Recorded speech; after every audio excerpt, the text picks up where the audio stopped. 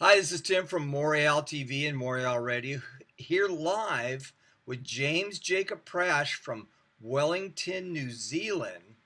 Jacob's out there speaking, and this is This Week in Prophecies Update.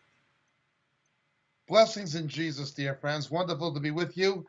I'm in the Southern Hemisphere at the moment, but wherever you are, the Lord be with all of us. This Week in Prophecy.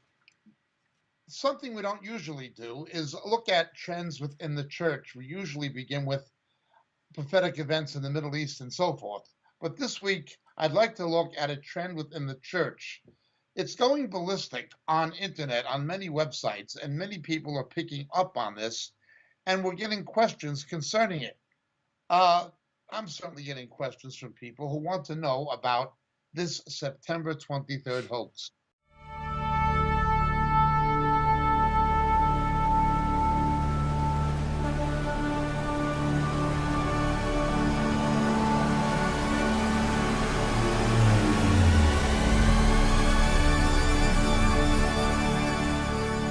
Next year, which is now, we're starting now, we are going to get into the year, the Hebrew year on God's calendar is the year 5717.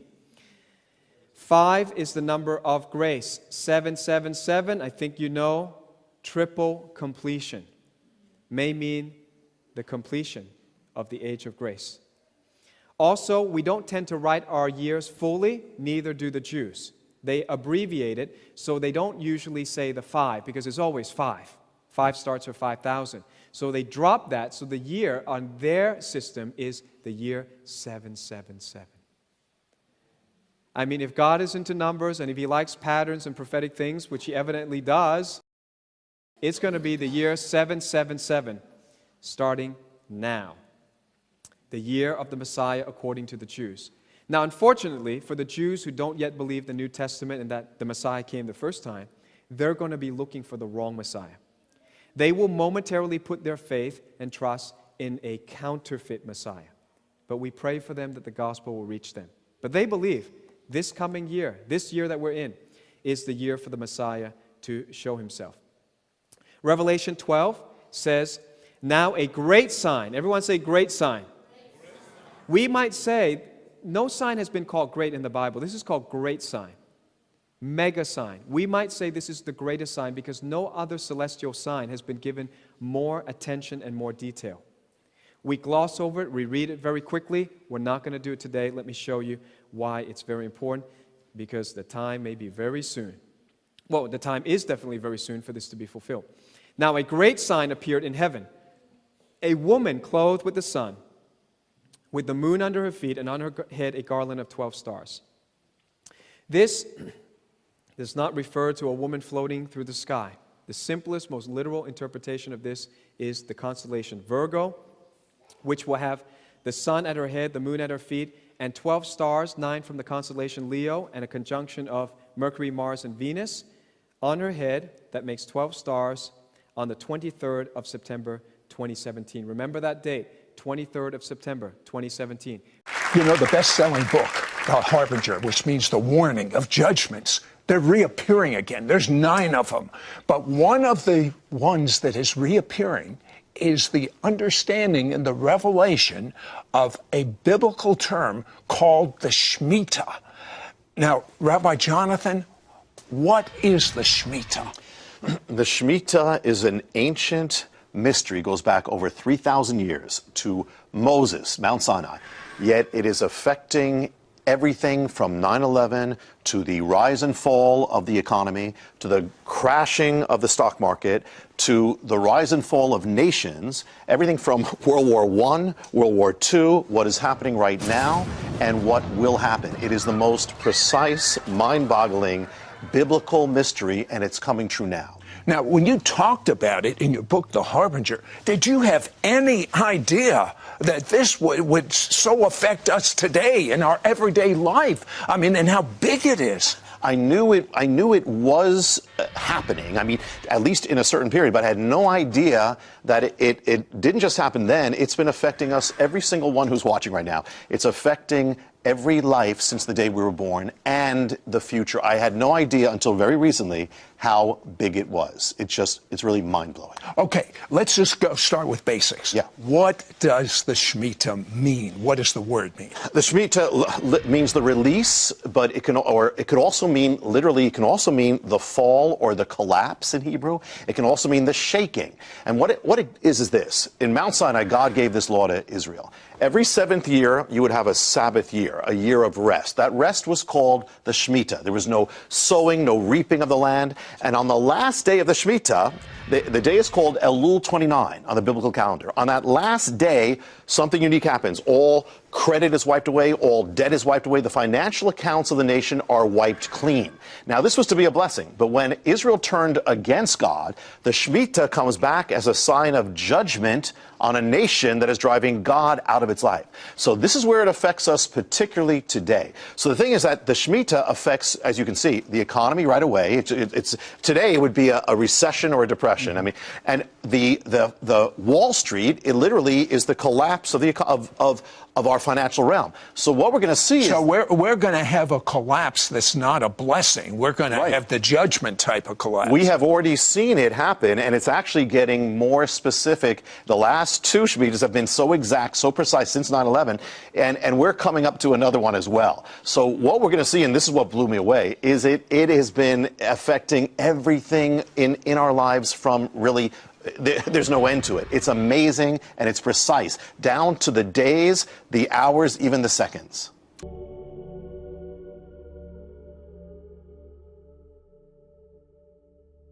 This article comes to us today from usapoliticstoday.com. The Trump effect. Stock market at a record high, and this has never occurred in over 1 century. President-elect Donald Trump is going to be the best president ever as far as in my lifetime is concerned. Wall Street recognizes this as well, as the stock market has its best numbers in over 100 years. The Trump stock market rally, as we like to call it, continues to shatter the record books. What we have seen since President-elect Donald Trump won the presidential election on November 8th has never occurred before. Out of 23 days since the election, the Dow has reached all-time closing highs 15 of those days. On the other 5 of these days, the Dow landed at its second highest close ever up to this date. We have made incredible progress. I don't think there's ever been a president elected who in this short period of time has done what we've done. The stock market has hit record numbers, as you know. And there has been a tremendous surge of optimism in the business world. We've already announced it as a fiasco. It is another nonsense like Y2K. It is another fraud, another crackpot foolishness, or another crackpot stunt like the Mark Biltz Blood Moons fiasco. These things are nonsense. September 23rd, with these constellations in Leo and Virgo, we are warned against astrology and scriptures. We're told not to consult the stars. Now, we can simply talk about them as constellations. That may be true. The scriptures do speak of Orion in the book of Job. However, where do you see it used predictively in scripture? Moreover, they're not the true constellations. It is 12 stars, but only 9 stars show up in the constellations. 3 of them are planets. The whole thing is a complete and utter nonsense. That is not the meaning of Revelation 12. As we've explained before, Revelation chapter 12 is a Pesher interpretation of Matthew's nativity narrative, being the Pesher. The whole sequence of events lines up with what transpired in the birth of Jesus as recorded in Matthew. We have the sign in the heavens in Revelation 12, and then the nations will see the sign of the coming of the Son of Man.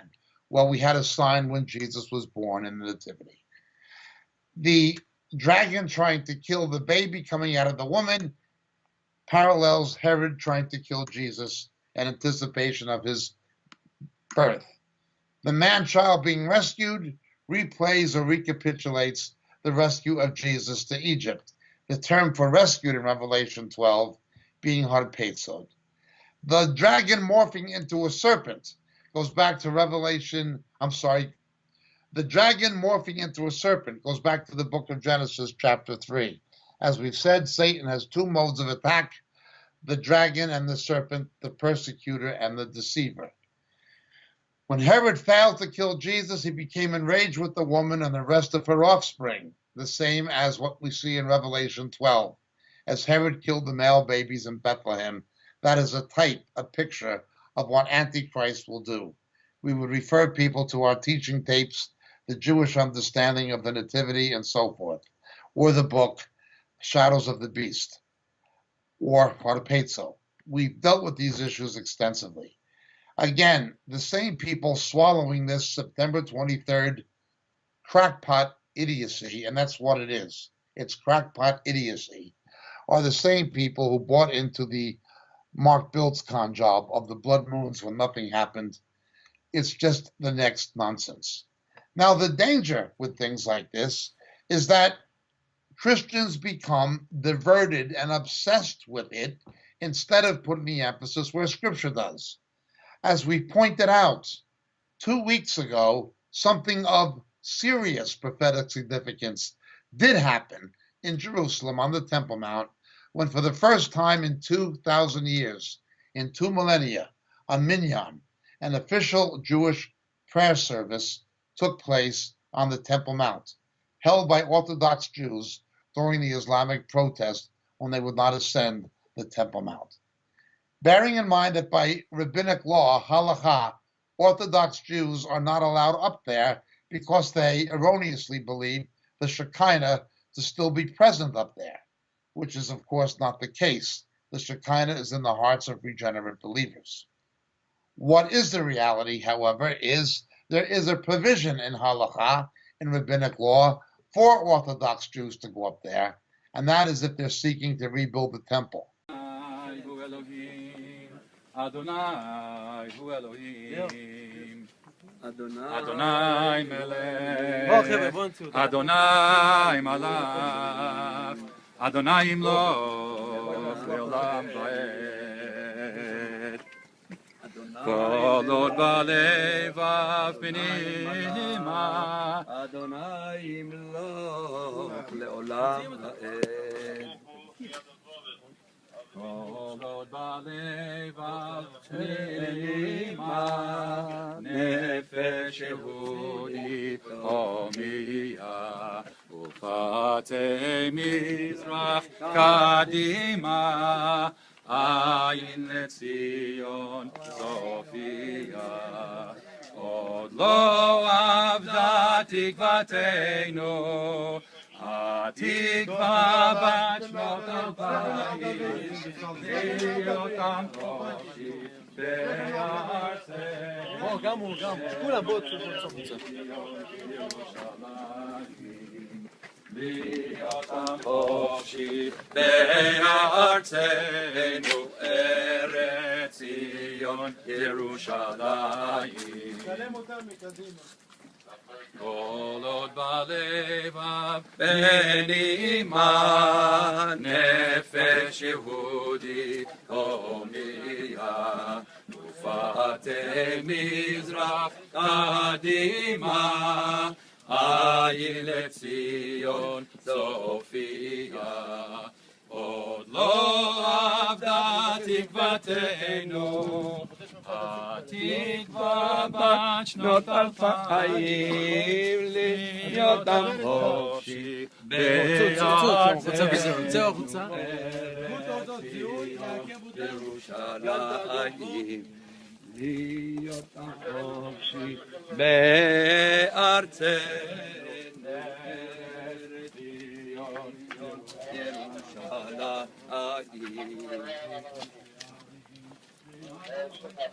The only way that those Orthodox Jews who went up there and held the minyan could have been up there is if they did so with a professed purpose of rebuilding the temple. We've talked about the Temple Institute, the 2 yeshivas in Jerusalem dedicated to reviving the Aaronic priesthood and the Levitical sacrificial system, and we spoke about the mitochondrial DNA experiments going on for nearly 20 years now, trying to identify a priestly lineage of Jews with names like Levi, Levinsky, Levy, Siegel, Cohen, and so forth. Priestly names, Levitical names. Now, that was an event that was important. That is prophetically significant. But that is being under-recognized in favor of a nonsense. This September 23rd foolishness. Please pay no attention to that nonsense, nor to those who propagate it. This week in prophecy, we have the growth of another false prophecy, another nonsense, misleading people that will only discredit the church and bring the people of God who pay attention to it up the garden path, just like the blood moon's foolishness did. Let's continue. It is reported in the Israeli press this week in prophecy that there are moves afoot to indict Benjamin Netanyahu for fraud and for accepting bribes. The response has been that this is the Israeli equivalent of what is taking place in the United States. Although James Clapper and although Dianne Feinstein and other leading Democrats, even from the Obama administration, active in the world of intelligence or congressional oversight of intelligence, said they have no evidence. There is no evidence of any collusion involving Donald Trump or the Trump campaign with the Russians. None, no real evidence. People are seeking to bring down Donald Trump by legal means, howbeit engineered, concocted legal means, because they're unable to do so by political means, having lost the election. This same game is alleged to be now taking place in Israel. Specifically, it has been uncovered that Benjamin Netanyahu is said to have received funding from the Australian billionaire James Packer, and also from the Hollywood producer Aaron Milchan. This is the allegation. There is no proof thus far that it was any kind of misallocation or misappropriation of political contributions. The Yediot Aharonot newspaper is involved in the investigation. The claim being that the Netanyahu government offered to help Yediot Aharonot against their competitor, Israel Hayom. But again, these things are all being alleged. A former aide to Benjamin Netanyahu, Ari Haro, who is involved in the leadership of the American Friends of Likud, the Conservative Party of Israel, has been offered immunity from prosecution if he will testify against Mr. Netanyahu. There does appear to be a degree of political motivation in this prosecution. It's like the United States. Barack Obama was caught red-handed by a hot mic talking to a representative of Vladimir Putin, saying that when Mr. Obama would be reelected, he'd have more flexibility in making concessions to Mr. Putin. But there was no investigation, no grand jury, no congressional inquiries into Barack Obama, let alone talk of impeachment, which there should have been. Barack Obama did things like he cooperated with a terrorist organization, the Muslim Brotherhood. He additionally concluded an illegal treaty unapproved by the Senate with Iran. But again, there was never any legal move against Barack Obama or against Hillary Clinton over her emails, even though even this week in prophecy, more and more evidence is coming out about Huma Abedin, Hillary Clinton's right-hand woman. We shall see what happens in Israel. But the trend seems to be, when you lose politically, try a legal avenue of recourse, politically motivated investigations and prosecutions. There has been no real proof brought forward as yet that Mr. Netanyahu took any personal bribes. But watch this space.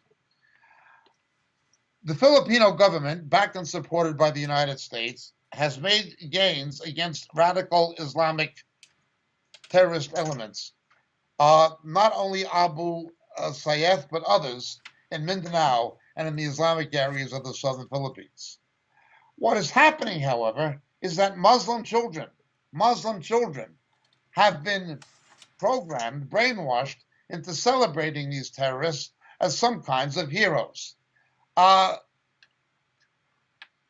Philippines has always been a battleground between Christianity and Islam in the South. It has always been that. That has intensified. Despite the fact that the new president of the Philippines is no friend of America, he still draws on American support in his own efforts to contain the growth of radical Islam in the southern Philippines. He tries to befriend China, despite the fact that China is grabbing islands that are claimed by the Philippines, such as the Paracel Islands and the Gulf of Tonkin and the South China Sea. It is a very confused mess in the Philippines, but we point to the element and factor of Islam. Once again, it is not simply a Middle Eastern phenomenon, but there remains 3.5 times as many conflicts in the world involving Islam as all the other religio people groups put together. However, the problem has not only been Islam. There is a growing Buddhist militancy. People in the West have had this naive idea that Buddhists and Buddhist monks are these peace-loving people. In fact, they can be quite violent, quite militant. There was a history of persecution of Christians in Nepal and in Tibet by Buddhists and by Buddhist monks led by Buddhist monks. Well, this week in Myanmar, that is Burma, a country with an 87% Buddhist population, Christian homes are being burned after a number of Buddhists have put their faith in Jesus. We would again point to the fact that under the former junta, there was a sequestering of all religious freedom and human rights in Burma. If you've watched our videos on the humanitarian crisis in Myanmar, you'll know that Buddhist violence against the Rohingya Muslim minority is a serious problem. Buddhist violence contradicts most people's perceptions of the religion as built on nonviolence and pacifism. But with these and other instances of Buddhist aggression, we wanted to know, can Buddhism be violent? One of Buddha's 5 precepts teaches not to kill or hurt another living being, and historically Buddhists have refused to take part in violent conflicts. Despite this, in countries like Japan, Tibet, and Myanmar, followers of Buddhism have engaged in sectarian violence and oppression. In Japan in the mid-1990s, a doomsday offshoot of Buddhism called Aum Shinrikyo was responsible for a deadly chemical weapons attack on the general public. Members of the cult released nerve gas into crowded commuter trains, killing a dozen and injuring hundreds. In feudal Japan, there were also warrior Buddhist monks called the Sohei, whose teachings included the mercy of Buddha should be recompensed even by pounding flesh to pieces. During Tibet's 2008 political unrest against Chinese rule, local reports alleged that 800 Buddhist monks rioted in the streets for independence, killing several civilians. The Chinese government claimed that the Tibetan Buddhist spiritual leader, the Dalai Lama, incited the violence and that thousands of pounds of explosives were hidden in Buddhist temples. However, the validity of these claims has been disputed. The ongoing crisis in Myanmar can be attributed to a long-standing history of minority repression. But most recently, in 2013, a Buddhist monk who's been called the Burmese bin Laden became the well-known spokesperson for the anti-Muslim 969 movement. The group takes its name from the numbered virtues of the Buddha. The Christians, unlike the Muslim population of southern Burma, present no threat to the Burmese or the government of Myanmar, as it is now called, in Rangoon. Yet, we see a move of God among the Buddhists in Burma, in certain localities, and the Buddhists are responding with violence. This has taken place in northern India, it's taken place in Nepal, it's taken place in Tibet. People talk about free Tibet, and the Dalai Lama as if they're the victims of the Chinese, which may be true. But what they won't tell you is these are not really the gentle, peace-loving people they misrepresent themselves as being. They are quite capable of persecution of Christians. That is this week in prophecy. But let's move on to Israel and to the Middle East this week in prophecy. Hypocrisy of hypocrisies. One of the most notorious critics of Israel, who is a revisionist, who is a misrepresenter of the factual basis of what is really happening in Israel and its relationship with Israeli Arabs and the Arab neighbors Israel has, as well as the Arab population of the West Bank. I speak of none other than Mr. Saeb Erekat. Saeb Erekat.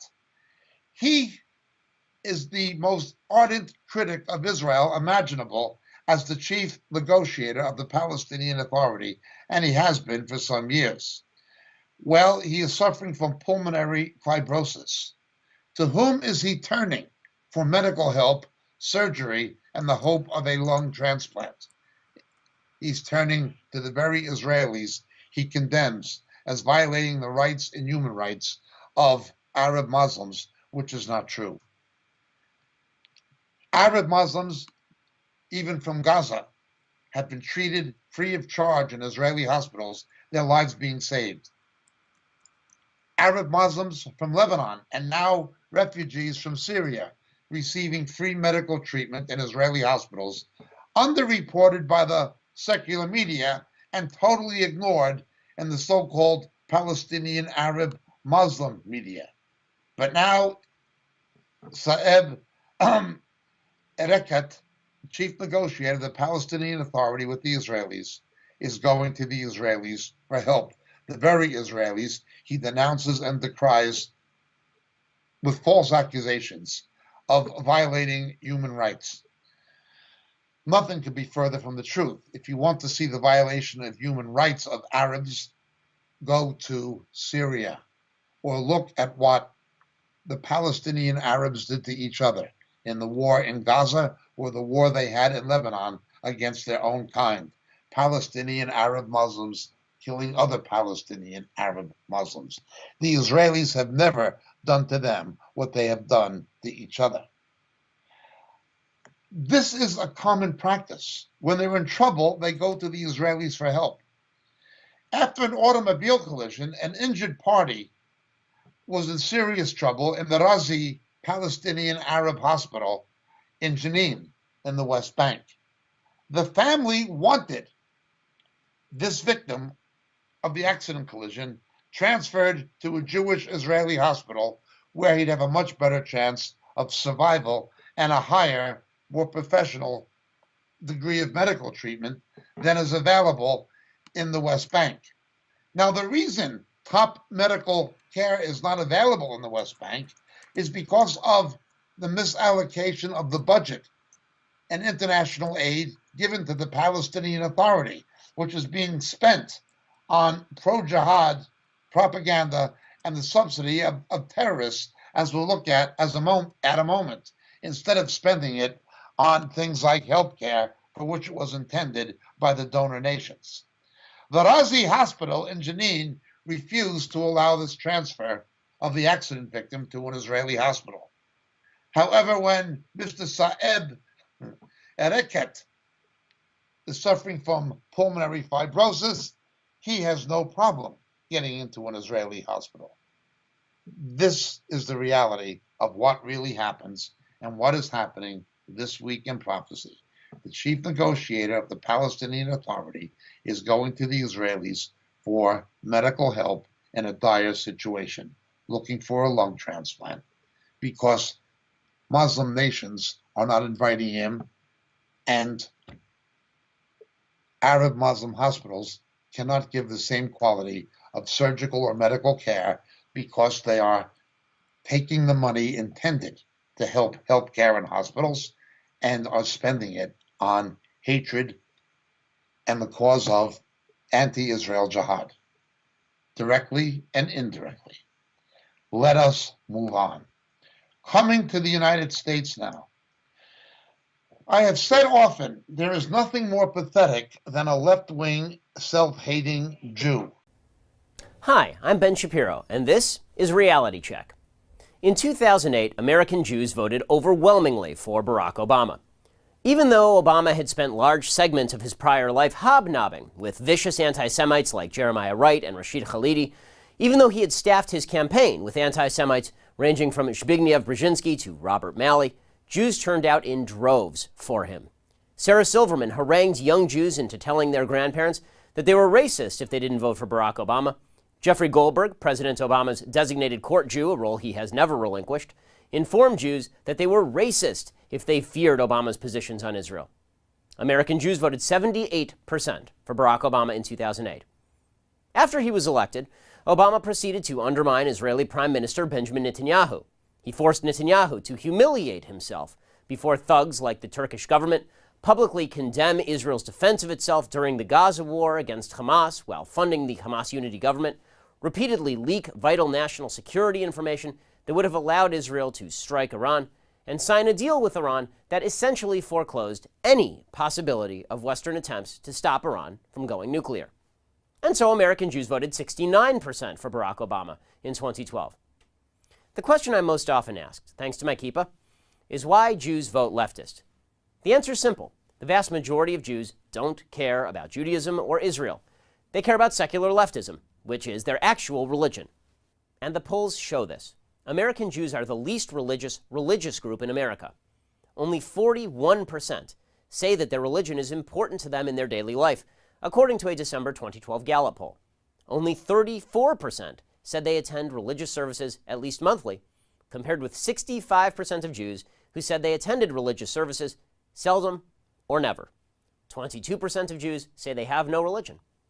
According to an October 2013 Pew poll, just 38% of Jews say their Jewish identity has anything to do with Judaism at all. Just 10% of Jews identify as Orthodox, people who consider themselves fulfilling the commandments of the Torah.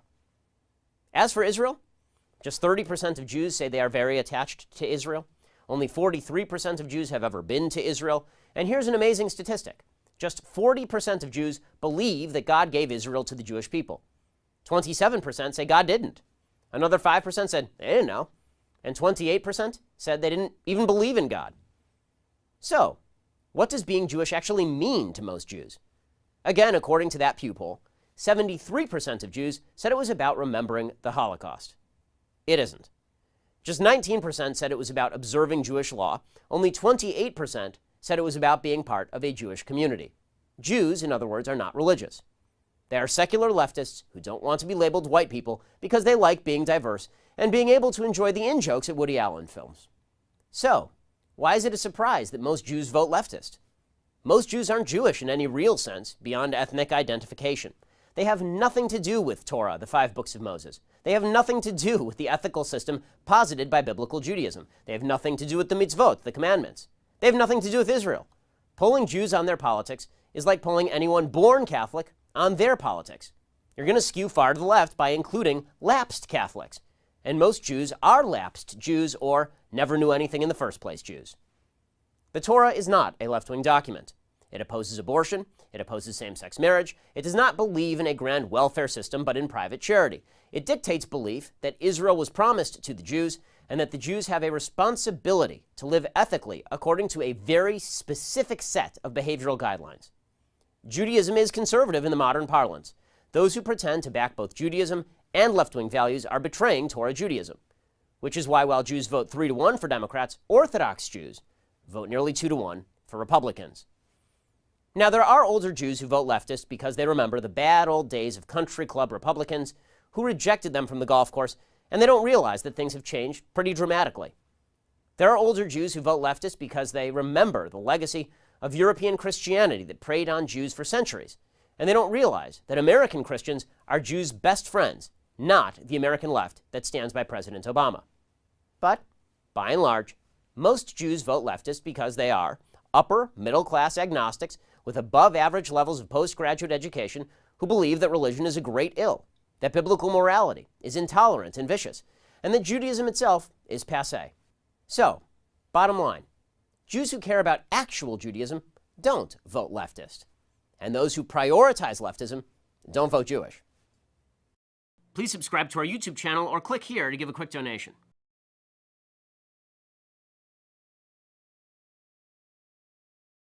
Do not ask me to explain it. But major Jewish figures in the Silicon Valley, even people like Mark Zuckerberg of Facebook, are philanthropic but contribute to left-wing causes and even anti-Jewish causes naively. One of which is the Silicon Valley Community Fund with over $8 billion in assets for philanthropic distribution. They have been funding CAIR, the Saudi and Emirate-backed Council for American Islamic Relations, three of whose leaders were unindicted co-conspirators in raising funds for terror in the aftermath of September 11th. And others such Islamic causes which are pro-radical or pro-jihad. This includes the sponsorship and endorsement of anti-Semitic, misogynic, and certainly even anti-Western Islamic clerics such as Hussein Kamal, who justifies sexual slavery. Why are people like Mark Zuckerberg giving money to the Silicon Valley Community Fund without knowing how that money is being spent and to where it's going? It's going to an organization which, in the view of many thinking people, because of the association its leaders have had with Islamic terror and the Muslim Brotherhood, CAIR, why is money going to them? Why is such money going to other Islamic causes when they are associated with radical clerics who preach extremism and do so in the United States with funding from Silicon Valley? It does not make a lot of sense. There have been a number of Jewish entrepreneurs who've come to the rescue of the United States when the manufacturing base were going to countries that had labor-intensive lower costs, such as China. Much of the manufacturing base of the United States went to China, went to other countries. It began to shift to Japan, but then to China, and now it's going to other countries in lieu of China. How did the United States remain the #1 economic power in the world? Well, America went to high tech. It was companies like Apple, founded by Stephen Jobs. Oracle was founded by Mr. Ellis. It was certainly Facebook, Mark Zuckerberg, Microsoft, Bill Gates.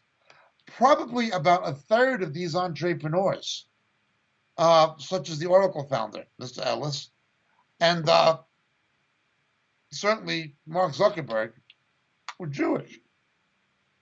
Now, obviously, Steve Jobs was not Jewish. Either is Bill Gates.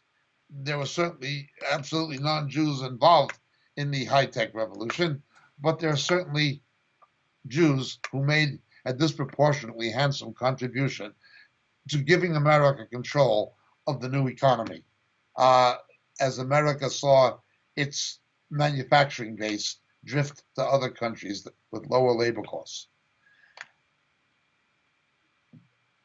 Why would American Jews, who've done so much for this country, have this left-wing orientation?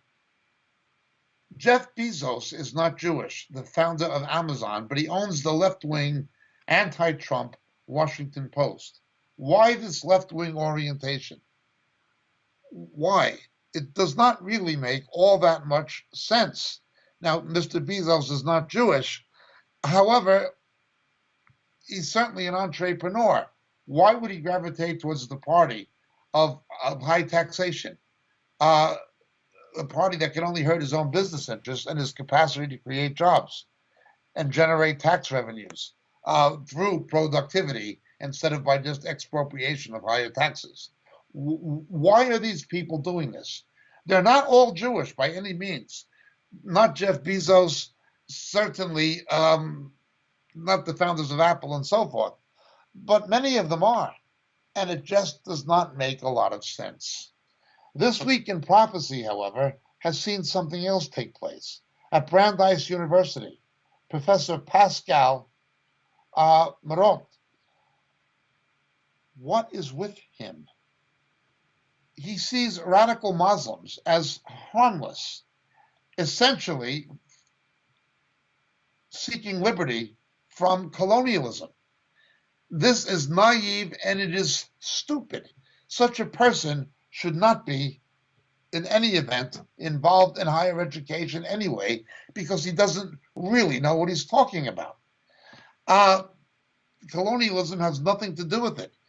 Even in countries where there's no colonial history as such, at least not in many, many decades, you still have the element of radical Islam. What is happening here? Now, what makes this strange is Brandeis University is largely established and funded by Jewish interests.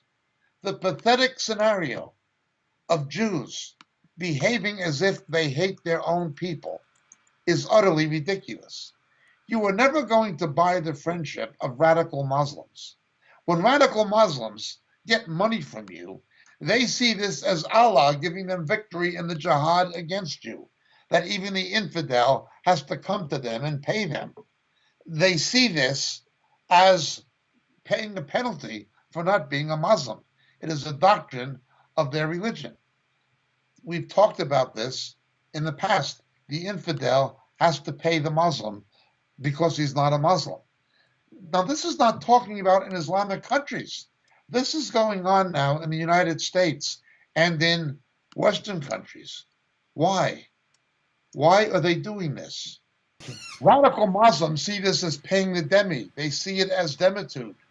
They are entitled to be compensated by the non-Muslim as a penalty that the non-Muslim has to pay them as the price of not being a Muslim in order to be allowed to be a non-Muslim. This is demitude. Again, taking place in Western countries. Why are Jewish professors, Jewish philanthropists pandering to this? Why is any Westerner, why is anyone who supports democratic values pandering to it? It makes no sense.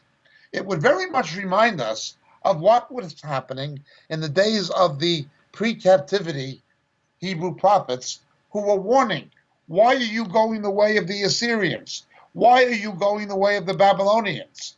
Or in the times of the Maccabees, like with Menelaus, why are you Hellenizing and going the way of our enemies and pandering to them and even joining with them? It makes no sense, but there is a long history of it. And unfortunately, the Jewish people have a long history of it that we can read about in the Hebrew scriptures and in Jewish history in 1st and 2nd Maccabees. Well, it's going on again. Now, we see what happened in biblical times as a result of this suicidal behavior by the Jews. We saw what happened in the days of Ezekiel and in the days of Hosea and Amos. We saw what happened in the time of the Maccabees. It would be foolish, ridiculous to think the same thing will not happen again. When you do the same things, you're going to get the same results. Things don't change historically, even over that many centuries. People are extremely naive, at times stupid. And I say this not gladly. Having an Israeli Jewish family, Jews can be as stupid and self-destructive as anyone else. But let's continue this week in prophecy. The German economic spokesman of the German Free Democratic Party, Michael Thurrer, made a curious and interesting statement, again underreported by the mainstream media. What was he saying? He was saying the following: the intimidation of Britain and a almost conspiratorial plan by the European Commission to damage the economy of Britain in order to frighten any other country who would think of a Brexit or leaving the European Union. He said that this will only economically backfire and hurt the European Union.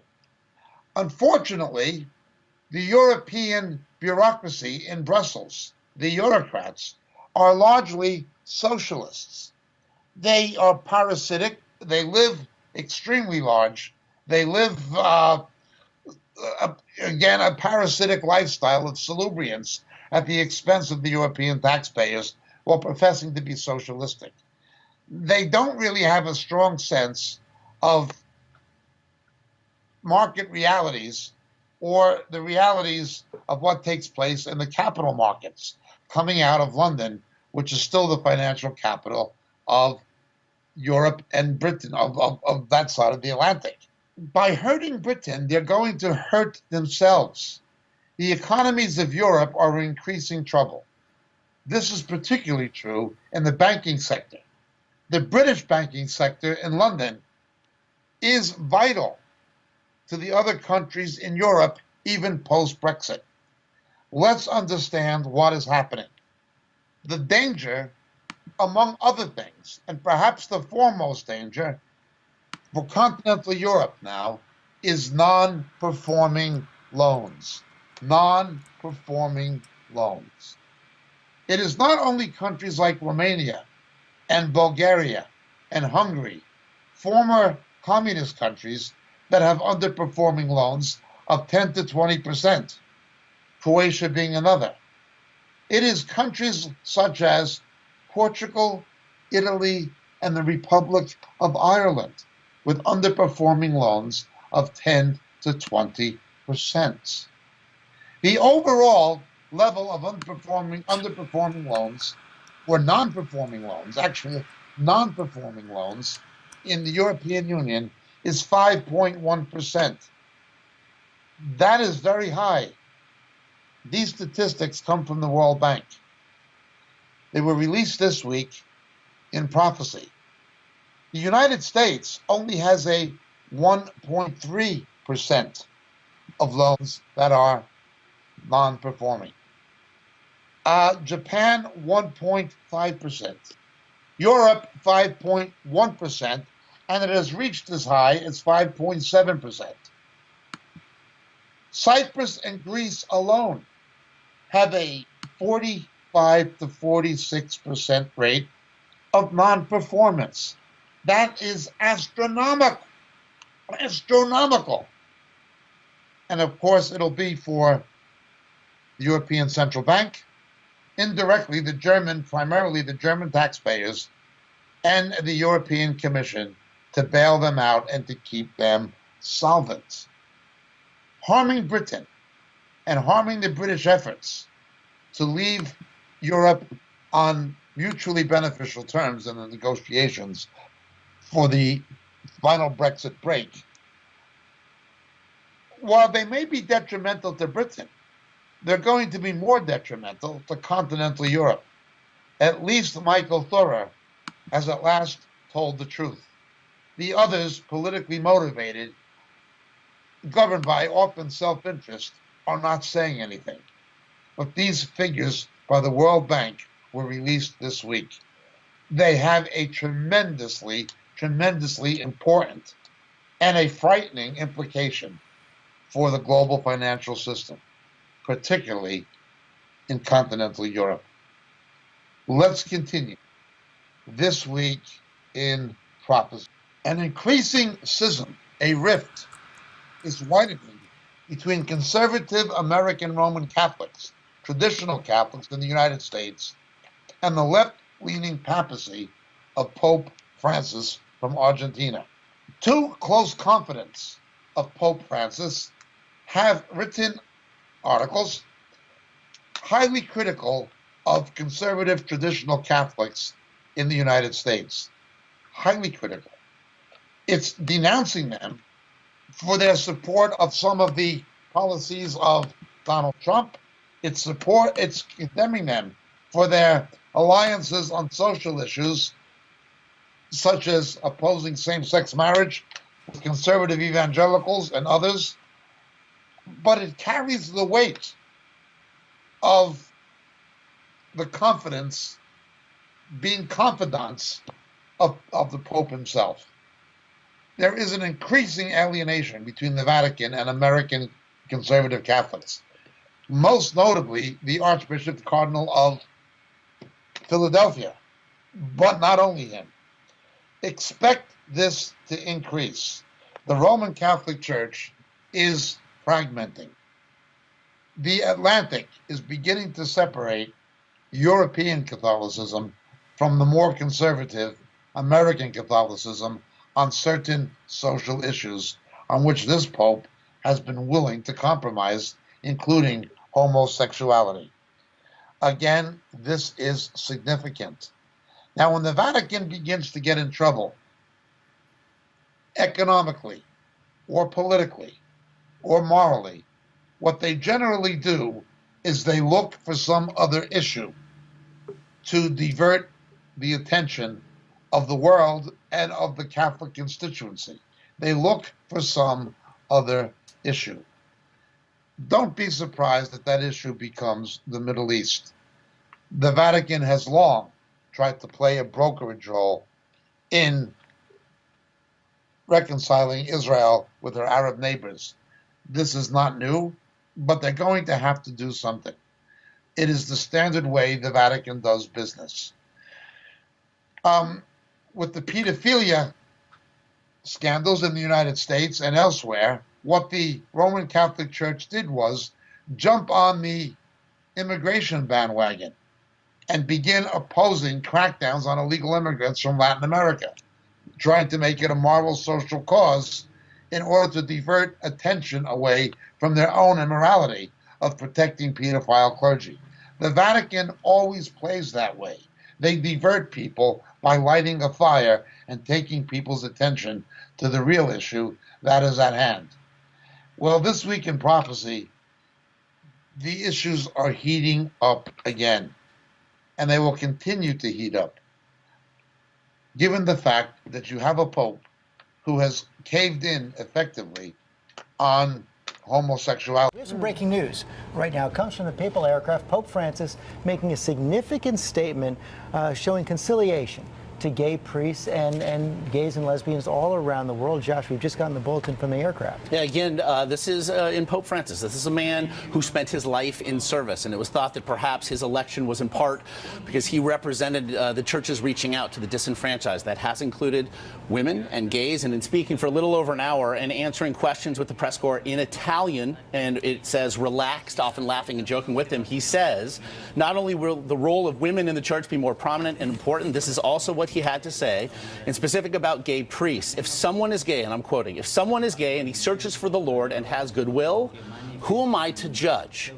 End quote. This, of course, does fly in the face, really, of his predecessor, Pope Benedict, who had said that men with deep-rooted homosexual tendencies should not be priests. Again, as you mentioned, George, just another sign of conciliation. And you know, this is a growing Francis. sentiment inside the church. Now, there's still opposition in the Catholic clergy to gay marriage, but I spoke with Cardinal Dolan here in New York several weeks ago, and I said, what would you say to a gay couple that comes to you and says, we love each other and we want to live out that love? He said, I love you too, and God loves you. They're trying to reach out, trying to find ways to include everyone in that church now. But the Pope coming out and making those types of statements like that, and we had a kind of an indication from him early on that he was going to be a different type of leader. Yes, and I really feel like, again, the church, they realized that they had come to something of a crossroads and that they would have to make gestures such as these. And again, it's interesting, not only did he say it, but how it was said, again, in very relaxed back and forth. And it comes off that amazing trip to Brazil this week where he was thronged, just, you know, especially the young people. All over him, absolutely. Big headline in the moment. Publicly stating that if two men are in a same-sex relationship, who is he to judge? That is what he said. And a number of American Catholics particularly do not like it and do not approve of it. But let's move on. This week in prophecy, there are major efforts afoot to bring new legislation to the United States. One of these is called the Taylor Force Act. A plea this weekend of President Trump to stop the flow of money that goes to the families of terrorists who kill Americans and others. That's right, U.S. taxpayer money, say critics, handed over to Palestinian terrorists and rewarding their relatives. We've told this demand is on the agenda for Wednesday's visit by Palestinian Authority President Mahmoud Abbas when he goes to the White House. And the tragic case of one victim of terrorism, an American hero, is on the minds of many. Taylor Force was a West Point graduate who served in Afghanistan and Iraq and was pursuing his MBA at Vanderbilt. His future was bright. Taylor was stabbed to death while he was in Israel by a Palestinian. The 28-year-old was savagely knifed to death as he strolled on a Tel Aviv Ocean boardwalk last year. His killer, a Palestinian terrorist, whose stabbing spree also severely wounded 10 others. All dads, all moms are proud of their kids. Taylor basically did everything right, but he was humble about it. Taylor's parents, Robbie and Stuart, say their grief was compounded by the fact that the family of their son's murderer is making money off Taylor's death. The Palestinian Authority pays jihadists and their survivors who are involved in acts of terrorism money, critics say, that is derived from U.S. funds. A congressional bill named for Taylor, called the Taylor Force Act, would cut off U.S. aid to the Palestinian Authority if it does not stop the payments. Republican Senator Lindsey Graham is the bill's main sponsor. Can you imagine growing up in a country where your government will pay you for killing someone else through a terrorist act? The U.S. gives the Palestinian Authority more than $300 million a year, and the PA reportedly shells out that much to the families, about 7% of its total budget. Israeli ambassador to the United Nations, Danny Danon, says the payments must stop. I think nobody, no Israeli or no American, would be happy to know that his taxpayer money is being used to pay for families of terrorism. You actually encourage terrorism when you give money to the family of terrorism. Taylor's killer was identified as 22-year-old Bashar Mas'allah, who was shot to death by Israeli police after the attack. His body was given a hero's welcome when it returned to the West Bank. Palestinian UN Ambassador Riyad Mansour told us while the PA is against civilians being killed, what he calls the families of martyrs deserve the money. You cannot cherry pick one case here or one case there, that there are, a large number of Palestinians who are receiving compensation. They are victims of Israeli terrorism. Taylor's parents hope the bill would discourage acts of terrorism. And it's so important that the Taylor Force Act passes so that other sons and daughters, brothers and sisters aren't lost in this way, no matter what. The terrorist,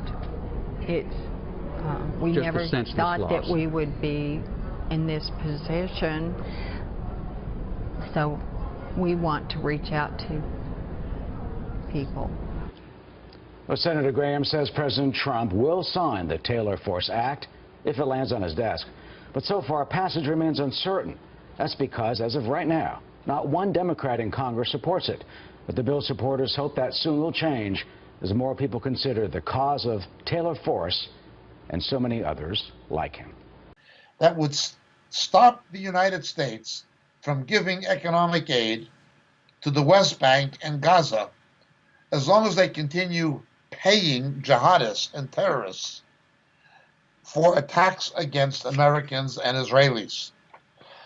This is highlighted repeatedly by the Israelis. We now know this week in prophecy the figures that have been produced before the American Congress, now publicly disclosed.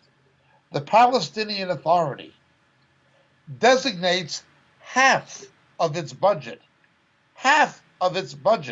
that is, half of the financial aid given to it by the United States and other countries, to rewarding Islamic terrorists and their families, to paying financial incentives to radical Islamics and their families if they're killed in suicide attacks and the like. Half their budget goes to the de facto rewarding of acts of terror, of murder. Half. And that's coming from the pockets of the American taxpayer. Congress has had enough. And there are sympathies within the Bush administration to stop this. It was already raised by Jared Kushner. It was raised by President Trump himself. But now Congress is addressing the issue. When you think half of the international aid given to the Palestinian Authority that should be going to hospitals, schools, and infrastructure is instead going to reward acts of violent terror and murder, and Western governments and taxpayers in countries like the United States are expected to provide the money.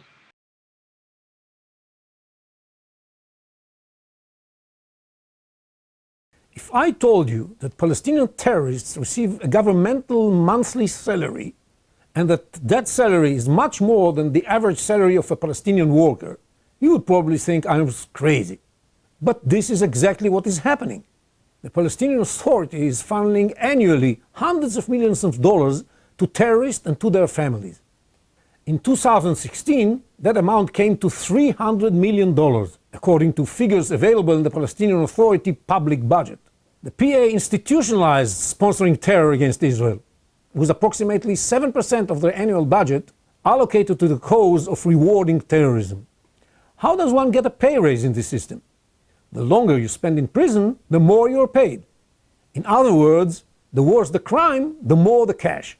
These payments reflect the Palestinian attitude towards Zionism. In their view, the struggle against Zionism is the essence of being a Palestinian, and therefore every way of fighting Zionism is justified. The law, according to which these payments are made, refers to these convicted terrorists as the fighting sector within the Palestinian society. Not only are these payments illegal under international law and contradict the Oslo Accords, but they are fundamentally immoral. Yet foreign aid from Western nations and organizations continue pouring into the Palestinian Authority. Donors ignore this uncomfortable reality because they are worried that opposing the Palestinian Authority in its practice of paying for terrorism will further radicalize Palestinians. But the opposite is true. Palestinians perceive this readiness to turn a blind eye to funding terrorism as a green light to continue terror and education in hate. This constitutes the major obstacle to peace. And in order to overcome it, the international community must demand an end to these payments. It's about time for Congress and the administration to say no. This must end. This week in prophecy, the issue has been brought up and is now in the form of legislation being proposed before Congress. Let us hope and pray that it succeeds, and let us hope and pray that President Trump signs it. We need to stop funding the Palestinian Authority. It is urgent. It is vital. Now, part of the reason they do it is because they're in competition with Hamas. Hamas being a terrorist organization aligned with the Muslim Brotherhood. Something needs to take place. All of these things are taking place this week in prophecy. We see what's happening in Israel with the threats of indictment of Benjamin Netanyahu, the Prime Minister, the Rosh HaMemshalah. We see what's happening with Saeb Erekat, the chief Palestinian Authority negotiator with the Israelis, going to the Israelis for medical and surgical help with his pulmonary fibrosis, while other Palestinian Arabs are not allowed to do so.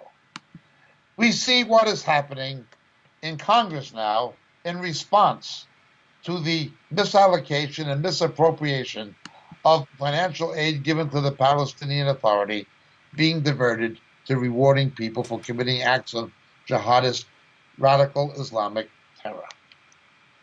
In Europe, again, we see somebody finally telling the truth about Brexit. There's an effort by the Euro-socialists to intimidate other countries in the European Union not to follow Britain's example. But this has every potential of backfiring against the EU nations themselves. This week in prophecy, the World Bank has disclosed the figures of non-performing and underperforming loans. Again, countries that were once thought to be Western and relatively stable, Ireland, Italy, and Portugal, as well as the countries formerly on back of the Iron Curtain, such as Bulgaria and Romania and Hungary. 5.1% non-performance of loans in continental Europe and the EU countries. What a situation. It can't continue this way. None of these things can continue this way. There'll be fear and anxiety among the nations, none of them knowing the way out. But what we do know is this: there is a spiritual battle. What we see happening in North Korea as they continue to test weapons and missiles capable of reaching the United States. There will be wars and rumors of wars. Again, that was this week in prophecy. The Trump administration scrambling to respond. Even calling for new economic action against China, partially induced by China's refusal to pressure North Korea to cease its actions on the Korean Peninsula. Wars and rumors of wars. Iran, much the same. The conflict within the Sunni world, not just Shia versus Sunni, but now Sunni versus Sunni, and the Saudi Arabian-led dispute with Qatar, home of Al Jazeera. Fear and anxiety among the nations, none of them knowing the way out. How are they going to get out? Well, they're not going to get out. The Antichrist will offer solutions, but it will all turn out to be a huge double cross. It's amazing to see these things happening and the stage being set for the very things predicted by the Hebrew prophet Daniel.